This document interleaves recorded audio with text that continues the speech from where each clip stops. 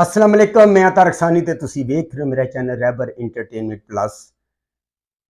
सुल्ताना दी एक नवी फिल्म लैके तुहाडी खिदमत विच हाज़र हो रहे हैं और उस वक्त जिस वक्त यह फिल्म रिलीज़ हुई डबल विजन फिल्मां दा दौर सी और बहुत सारियां सुल्ताना दियां फिल्मां जिहड़ियां डबल विजन उस वक्त चलियां और कामयाब भी होईयां।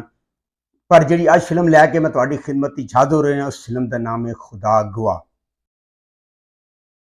5 मार्च 1993 ईद उल फितर के मौके पर रिलीज होने वाली एक डबल विजन फिल्म खुदा गवाह।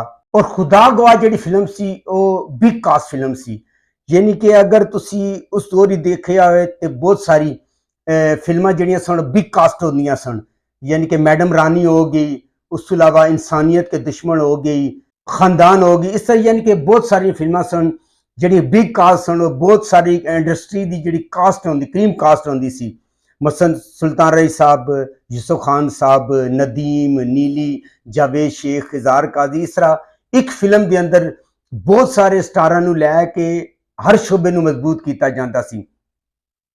कहानियां इन्हां दियां तकरीबन मिलदियां जुलदियां सन। अगर तुसीं मैडम रानी की कहानी देखो, इंसानियत के दुश्मन देखो, इस तरह बहुत सारी फिल्म देखो, कहानी उन्हां दी मिलदी जुलदी सी। स्टार्ट उन्हां दा अच्छा हुंदा सी, लेकिन अगे जाके फिर यही कहानी उन्हां दी स्टार्ट हो जाती सी। ते खुदा गवाह की कास्ट ही शामिल सन सुल्तान रई, नीली, यूसुफ खान, जावेद शेख, नदीम, साइमा, इज़हार काजी, सिद्रा खान, नगमा, दीबा, आबद अली, हमायूं कुरैशी, तेल बेला।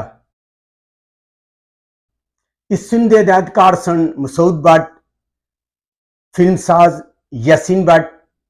इस फिल्म नूं लिखिया सी नासिर अदीब ने, इहदा म्यूजिक दिता है एम अशरफ ने, शायर ख्वाजा परवेज, गुलकारा नूर जान, गुलाम अब्बास, एदे कैमरामैन सन मसूद भट्ट।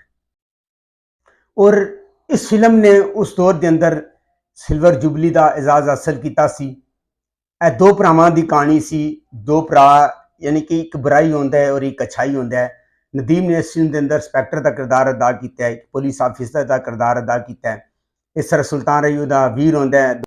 और इस फिल्म ने बड़ा ही शानदार बिजनेस किया सी। डबल विजन फिल्म होने के बावजूद इस फिल्म ने बड़ा शानदार बिजनेस किया सी। अगर तुहानूं मेरी मालूमात अच्छी लगे मेरे चैनल लाइक करो, सब्सक्राइब करो, शेयर करो। अगली वीडियो तक अल्लाह हाफिज़।